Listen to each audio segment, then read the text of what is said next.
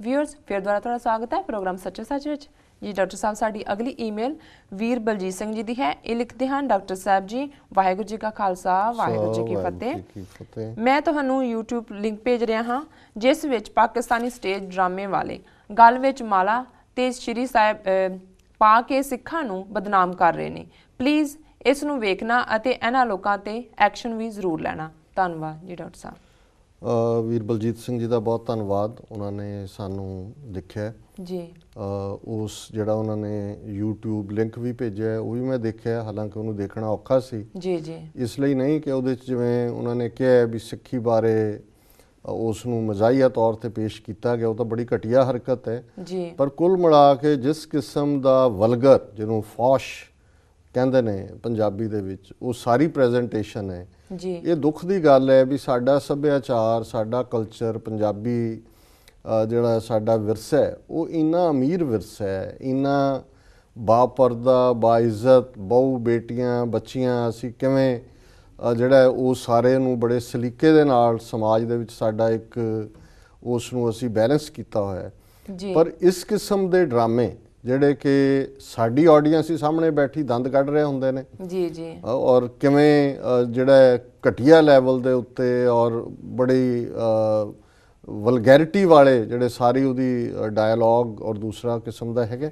ਜੀ। ਦੇਖੋ ਜਿਹੜਾ ਇਹ ਇੱਕ ਮੰਦੇ ਭਾਗਾਂ ਦੀ ਗੱਲ ਹੈ ਕਿ ਈਵਨ ਹਾਲਾਂਕਿ 47 ਤੱਕ ਨਹੀਂ ਨਜ਼ਰ ਲੱਗਦਾ ਕਿ ਵੀ ਇਸ ਕਿਸਮ ਦੀ ਕੋਈ ਨਫ਼ਰਤ ਧਰਮਾਂ ਦੇ ਨਾਂ 'ਤੇ ਜਾਂ ਦੂਸਰੇ ਨੂੰ ਮਜ਼ਾਹੀਆ ਪਾਤਰ ਬਣਾਉਣ ਦੇ ਨਾਂ ਥੱਲੇ ਕੋਈ ਹੁੰਦੀ ਸੀ ਜੀ। ਪਰ ਜੇ ਤੁਸੀਂ 47 ਤੋਂ ਬਾਅਦ ਦੇ ਪੀਰੀਅਡ 'ਚ ਦੋਨੋਂ ਪਾਸੇ ਦੇਖੋ, ਮੁੰਬਈ ਫਿਲਮ ਇੰਡਸਟਰੀ 'ਚ ਵੀ ਜੀ ਉਹਨਾਂ ਨੇ ਇਸ ਕਿਸਮ ਦੀਆਂ ਫਿਲਮਾਂ ਬਣਾਈਆਂ ਜਿਹਦੇ 'ਚ ਕਿ ਜਿਹੜਾ ਭਾਰਤੀ ਹੈ ਉਹ ਬਹੁਤ ਬਹਾਦਰ ਹੈ ਔਰ ਬਹੁਤ ਜਿਹੜਾ ਉਹ ਦੇਸ਼ ਭਗਤ ਹੈ, ਤੇ ਪਾਕਿਸਤਾਨ ਦੀ ਡਿਫੀਟ ਜਾਂ ਉਹਨਾਂ ਦਾ ਕੋਈ ਹੋਰ ਕਰੈਕਟਰ। ਔਰ ਈਵਨ ਉਹਦੇ 'ਚ ਇੱਕ ਫਿਲਮ ਜਿਹੜੀ ਕਿ ਗਦਰ ਨਾਂ ਦੇ ਥੱਲੇ ਸ਼ਾਇਦ ਕੁਝ ਸਮਾਂ ਪਹਿਲਾਂ ਆਈ ਜੀ, ਜਿਹਦੇ 'ਚ ਕਿ ਇੱਕ ਸਿੱਖ ਜਿਹੜਾ ਹੈ ਉਹ ਦਿਖਾਇਆ ਹੈ ਵੀ ਕਿਸ ਤਰ੍ਹਾਂ ਉਹ ਸਭ ਹੱਦਾਂ ਕ੍ਰਾਸ ਕਰਕੇ ਪਾਕਿਸਤਾਨ ਜਾਂਦਾ ਹੈ, ਉੱਥੋਂ ਉਹਨਾਂ ਦੀ ਕੁੜੀ ਜਿਹਦੇ ਨਾਲ ਉਹਦਾ ਅਫੇਅਰ ਹੈ ਉਹਨੂੰ ਲੈ ਕੇ ਆਉਂਦਾ ਹੈ ਜਾਂ ਜੋ ਵੀ ਹੈ ਜੀ। ਸੋ ਉਹਦੇ ਜਵਾਬ ਦੇ ਵਿੱਚ ਹੀ ਪਾਕਿਸਤਾਨ ਦੇ ਵਿੱਚ ਵੀ ਇਸ ਕਿਸਮ ਦੀ ਇੱਕ ਫਿਲਮ ਬਣਨ ਜਾ ਰਹੀ ਸੀ ਜਿਸ ਨੂੰ ਜਿਸ ਲੈਵਲ 'ਤੇ ਵੀ ਇਹ ਪਤਾ ਲੱਗਾ ਉੱਥੇ ਜਿਹੜੇ ਸਾਡੇ ਸੁਹਿਰਦ ਵੀਰ ਨੇ ਉਸ ਸੁਸਾਇਟੀ ਦੇ ਵਿੱਚ ਵੀ ਉਹਨਾਂ ਨੂੰ ਇਹ ਗੱਲ ਸਮਝਾਈ ਗਈ, ਉਹਨਾਂ ਦੇ ਖਾਤੇ ਪਾਈ ਗਏ ਕਿ ਭਾਈ ਜਦੋਂ ਇਹ ਬੰਬੇ ਫਿਲਮ ਇੰਡਸਟਰੀ ਵਾਲੇ ਇਸ ਕਿਸਮ ਦੀ ਫਿਲਮ ਬਣਾਉਂਦੇ ਨੇ ਔਰ ਉਹਦੇ 'ਚ ਉਹ ਯਤਨ ਵੀ ਕਰਦੇ ਨੇ ਕਿ ਜਿਹੜੇ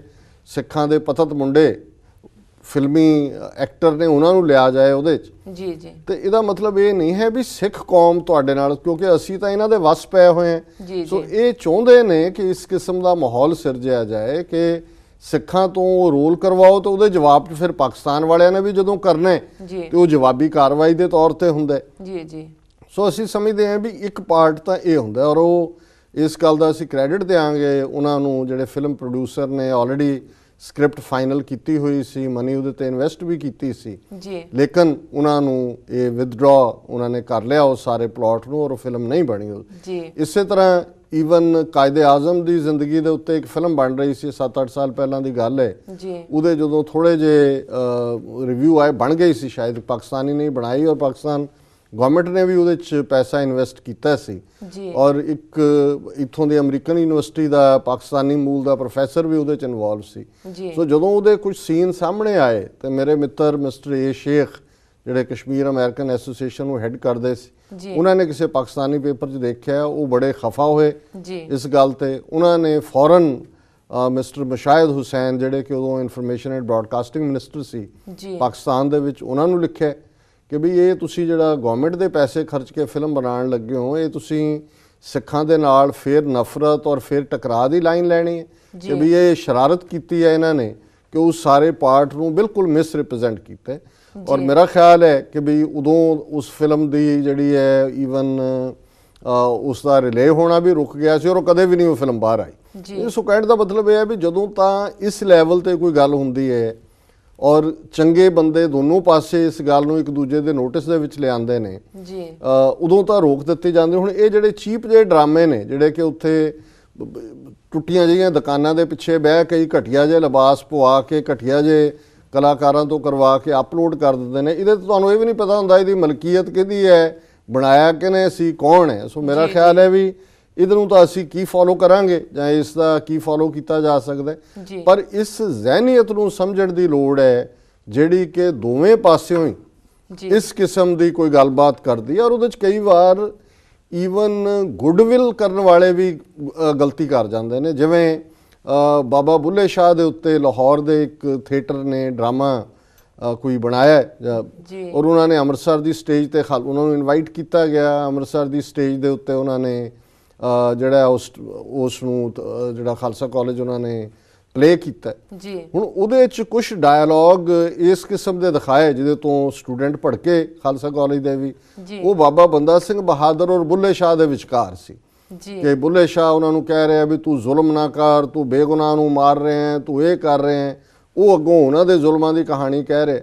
ਹੁਣ ਹਾਲਾਂਕਿ ਨਾ ਇਹ ਫੈਕਟ ਹਿਸਟੋਰੀਕਲੀ ਕਰੈਕਟ ਹੈ, ਬੁੱਲੇ ਸ਼ਾਹ ਦਾ ਟਾਈਮ ਮੱਚ ਲੇਟਰ ਹੈ। ਬਾਬਾ ਬੰਦਾ ਸਿੰਘ ਬਹਾਦਰ ਤਾਂ 1716 ਦੇ ਵਿੱਚ ਸ਼ਹੀਦ ਹੋ ਜਾਂਦੇ ਨੇ ਜੀ। 1716 ਦੇ ਵਿੱਚ 1708 'ਚ ਉਹ ਆਉਂਦੇ ਨੇ, 1716 'ਚ ਉਹਨਾਂ ਦੀ ਸ਼ਹਾਦਤ ਹੋ ਜਾਂਦੀ ਹੈ। ਬੁੱਲੇ ਸ਼ਾਹ ਜਿਹੜਾ ਉਸ ਤੋਂ ਮੱਚ ਲੇਟਰ ਪੀਰੀਅਡ ਦਾ, ਉਹ ਕਦੋਂ ਮਿਲੇ ਇੱਕ ਦੂਜੇ ਨੂੰ, ਕਦੋਂ ਡਾਇਲੌਗ ਹੋਇਆ ਜੀ ਜੀ। ਲੇਕਿਨ ਇਹਦੇ ਪਿੱਛੇ ਵੀ ਉਹੀ ਇੱਕ ਮਿਥ ਕੰਮ ਕਰ ਰਿਹਾ ਸੀ ਜਿਹੜਾ ਕਿ ਕੁਝ ਦੂਸਰੇ ਪਾਸੇ ਦੀ ਹਿਸਟਰੀ 'ਚ ਬੰਦਾ ਸਿੰਘ ਬਹਾਦਰ ਨੂੰ ਇੱਕ ਜ਼ਾਲਮ ਦੇ ਤੌਰ ਤੇ ਪ੍ਰੈਜ਼ੈਂਟ ਕੀਤਾ ਜਾਂਦਾ ਹੈ ਕਿ ਜਿਵੇਂ ਉਹਨੇ ਬਹੁਤ ਬੇਗੁਨਾਹ ਮੁਸਲਮਾਨਾਂ ਨੂੰ ਮਾਰਿਆ ਔਰ ਉਹਨੇ ਸਭ ਨੂੰ ਤਹਿ ਤੇ, ਹਾਲਾਂ ਉਹਨੇ ਦੁਸ਼ਟਾਂ ਨੂੰ ਸੋਧਿਆ, ਇਹਦੇ 'ਚ ਕੋਈ ਸ਼ੱਕ ਨਹੀਂ ਹੈ। ਕੱਲੇ ਕੱਲੇ ਦੀ ਲਿਸਟ ਲੱਭ ਕੇ ਜਿਹਨੇ ਜਿਹਨੇ ਜ਼ੁਲਮ ਕੀਤੇ ਸੀ। ਲੇਕਿਨ ਜੇ ਇੰਨਾ ਹੀ ਉਹ ਮੁਸਲਮਾਨਾਂ ਨੂੰ ਮਾਰਨ ਵਾਲਾ ਹੁੰਦਾ ਹੈ, ਉਹਨਾਂ ਦੇ ਹਿਸਟੋਰੀਅਨ ਇਹ ਗੱਲ ਵੀ ਐਡਮਿਟ ਕਰਦੇ ਨੇ ਕਿ ਬੰਦਾ ਸਿੰਘ ਬਹਾਦਰ ਦੀ ਫੌਜ ਦੇ ਵਿੱਚ ਮੁਸਲਮਾਨ ਵੀ ਸ਼ਾਮਲ ਸੀ ਜੀ। ਉਹਨਾਂ ਨੂੰ ਨਮਾਜ਼ ਦਾ ਔਰ ਆਪਣਾ ਸਾਰਾ ਜਿਹੜੇ ਨੇ ਉਹ ਹੱਕ ਹਾਸਲ ਸੀ ਕਿ ਉਹ ਆਪਣਾ ਬਾਂਗ ਤੱਕ ਦਿੰਦੇ ਸੀ ਉਸ ਫੌਜ ਦਾ ਹਿੱਸਾ ਬਣ ਕੇ। ਜੇ ਏਡਾ ਹੀ ਜ਼ਾਲਮ ਸੀ ਤੇ ਉਹਦੀ ਫੌਜ ਕਿਵੇਂ ਆ ਗਏ ਜੀ ਜੀ। ਇਸੇ ਤਰ੍ਹਾਂ ਜੇ ਬੰਦਾ ਸਿੰਘ ਬਹਾਦਰ ਨੇ ਇਹ ਆਰਡਰ ਕੱਢਿਆ ਵੀ ਜ਼ਮੀਨ ਵਾਹੁਣ ਵਾਲਾ ਜ਼ਮੀਨ ਦਾ ਮਾਲਕ ਹੈ ਜੀ, ਤੇ ਫਿਰ ਉਹਦੇ 'ਚ ਇਹ ਤਾਂ ਨਹੀਂ ਕਿਹਾ ਵੀ ਸਿੱਖ ਜਿਹੜਾ ਸਿਰਫ ਸਿੱਖ ਜ਼ਮੀਨ ਵਾਹੁਣ ਵਾਲਾ ਜ਼ਮੀਨ ਦਾ ਮਾਲਕ ਹੈ ਜੀ। ਲੇਕਿਨ ਇਹ ਇੱਕ ਨੋਸ਼ਨ ਇਸਲਾਮਿਕ ਜਿਹੜੇ ਹਿਸਟੋਰੀਅਨ ਨੇ ਮੁਸਲਮਾਨ, ਉਹਨਾਂ ਦੇ ਵਿੱਚ ਆਈ ਬੰਦਾ ਸਿੰਘ ਬਹਾਦਰ ਨੂੰ ਬਹੁਤ ਕਰੂਅਲ ਪੇਸ਼ ਕੀਤਾ। ਤੇ ਜਿਹੜਾ ਬੁੱਲੇ ਸ਼ਾਹ ਨੂੰ ਪ੍ਰੈਜ਼ੈਂਟ ਕਰਨਾ ਚਾਹੁੰਦਾ ਸੀ ਜਾਂ ਪ੍ਰੋਜੈਕਟ ਕਰਨਾ ਚਾਹੁੰਦਾ ਹੋਏਗਾ ਸਕ੍ਰਿਪਟ ਰਾਈਟਰ, ਉਹਨੂੰ ਲੱਗਾ ਕਿ ਵੀ ਇਹ ਡਾਇਲੌਗ ਕਰਾਓ ਦੋਨਾਂ ਦਾ, ਉਹ ਕਹੇ ਜੀ ਜ਼ੁਲਮ, ਪਰ ਨਾ ਇਹ ਹਿਸਟੋਰੀਕਲੀ ਕਰੈਕਟ ਸੀ ਨਾ ਇਹ ਈਵਨ ਤਾਰੀਖ ਦੀ ਡੇਟ ਲਾਈਨ ਦੇ ਵਿੱਚ ਕਰੈਕਟ ਸੀ। ਸੋ ਮੈਂ ਸਮਝਦਾ ਵੀ ਕਿ ਔਰ ਉਹ ਕੋਈ ਬੈਡ ਇੰਟੈਂਸ਼ਨ ਨਹੀਂ ਸੀ। ਜਿਹੜੇ ਲੋਕ ਉਸ ਗਰੁੱਪ ਨੂੰ ਟਰੂਪ ਨੂੰ ਲੈ ਕੇ ਆਏ ਉਹ ਬੜੇ ਭਲੇ, ਦੋਨਾਂ ਪੰਜਾਬਾਂ ਦੀ ਦੋਸਤੀ ਚਾਹੁਣ ਵਾਲੇ, ਸਿੱਖਾਂ ਮੁਸਲਮਾਨਾਂ ਦੀ ਨੇੜਤਾ ਉਸ ਦੇ ਹਾਮੀ ਸੀ। ਲੇਕਿਨ ਇਸ ਕਿਸਮ ਦੀ ਗੱਲ ਜਿਹੜੀ ਹੈ ਉਹ ਸਾਹਮਣੇ ਆਈ ਔਰ ਨਤੀਜਾ ਇਹ ਹੋਇਆ ਕਿ ਪਹਿਲੇ ਹੀ ਉਹਨਾਂ ਦੀ ਪ੍ਰੈਜੈਂਟੇਸ਼ਨ ਤੋਂ ਸ਼ੁਰੂ ਹੋਇਆ, ਫਿਰ ਪਤਾ ਨਹੀਂ ਬਾਅਦ 'ਚ ਉਹਨਾਂ ਨੇ ਪ੍ਰੈਜ਼ੈਂਟ ਹੋਰ ਥਾਵਾਂ 'ਤੇ ਵੀ ਕੀਤਾ, ਹੋ ਸਕਦਾ ਹੈ ਉਹਨੂੰ ਉਹਨਾਂ ਨੇ ਕਰੈਕਟ ਕਰ ਲਿਆ ਹੋਏ। ਸੋ ਮੇਰਾ ਖਿਆਲ ਹੈ ਵੀ ਸਾਨੂੰ ਇਸ ਲੈਵਲ ਤੇ ਦੋਨਾਂ ਪਾਸਿਓਂ ਇਸ ਗੱਲ ਦਾ ਧਿਆਨ ਰੱਖਣ ਦੀ ਲੋੜ ਹੈ ਕਿ ਅਸੀਂ ਵੀ ਇਹੋ ਜਿਹੀਆਂ ਗੱਲਾਂ ਨਾ ਕਰੀਏ। ਕਈ ਵਾਰ ਅਸੀਂ ਜਦੋਂ ਆਪਣੇ ਢਾਡੀ ਪ੍ਰਸੰਗ ਜਾਂ ਕਵੀਸ਼ਰੀ ਪ੍ਰਸੰਗ ਸੁਣਦੇ, ਬੇਸ਼ੱਕ ਜ਼ੁਲਮ ਤਾਂ ਮੁਗਲਾਂ ਅਫਗਾਨਾਂ ਦੇ ਨੇ, ਪਰ ਜੇ ਅਸੀਂ ਕਈ ਵਾਰੀ ਉਹਨੂੰ ਉਹ ਮਸਾਲੇਦਾਰ ਬਣਾਉਣ ਲਈ ਇਸ ਕਿਸਮ ਦੀਆਂ ਗੱਲਾਂ ਵੀ ਕਰ ਜਾਂਦੇ ਨੇ ਕਿ ਜੇ ਤੁਹਾਡੇ ਨਾਲ ਕੋਈ ਮੁਸਲਮਾਨ ਦੀਵਾਨ ਦੇ ਵਿੱਚ ਗਿਆ, ਉਹ ਕਈ ਵਾਰੀ ਐਂਬੈਰਸ ਮਹਿਸੂਸ ਕਰਦੇ ਨੇ। ਇੱਕ ਅੱਧੀ ਸਿਚੁਏਸ਼ਨ ਇੱਥੇ ਨਿਊਯਾਰਕ ਦੇ ਵਿੱਚ ਹੀ ਇਸ ਕਿਸਮ ਦੀ ਵੀ ਹੋਈ ਕਿ ਵੀ ਉਹਨਾਂ ਨੂੰ, ਫਿਰ ਅਸੀਂ ਉਹਨਾਂ ਨੂੰ ਕਿਹਾ ਵੀ ਇਹਨਾਂ ਦਾ ਇਹ ਸਟਾਈਲ ਹੈ ਕਿ ਥੋੜ੍ਹੀ ਬਹੁਤ ਇਹਨਾਂ ਨੇ ਇਸ ਕਿਸਮ ਦੀ ਜਿਹੜੀ ਹੈ ਉਹ ਇੰਟਰਪ੍ਰੀਟੇਸ਼ਨ ਦੇ ਵਿੱਚ ਥੋੜ੍ਹੀ ਜਿਹੀ ਲਿਬਰਟੀ ਲੈ ਲੈਂਦੇ ਨੇ। ਸੋ ਮੇਰਾ ਖਿਆਲ ਹੈ ਵੀ ਸਾਨੂੰ ਇਸ ਗੱਲ ਦਾ ਧਿਆਨ ਰੱਖਣਾ ਚਾਹੀਦਾ ਹੈ। ਪਰ ਬਹੁਤ ਧੰਨਵਾਦ ਵੀਰ ਬਲਜੀਤ ਸਿੰਘ ਜੀ ਦਾ ਵੀ ਉਹਨਾਂ ਨੇ ਸਾਡੇ ਨੋਟਿਸ ਦੇ ਵਿੱਚ ਇਹ ਗੱਲ ਲਿਆਂਦੀ ਜੀ। ਡਾਕਟਰ ਸਾਹਿਬ, ਇੱਥੇ ਲੈਣਾ ਇੱਕ ਬ੍ਰੇਕ। ਵੀਅਰਸ ਤੇ ਸਾਡੇ ਨਾਲ ਇਸ ਤਰ੍ਹਾਂ ਬਣੇ ਰਹੋ, ਮਿਲਦੇ ਹਾਂ ਕਮਰਸ਼ੀਅਲ ਬ੍ਰੇਕ ਤੋਂ ਬਾਅਦ।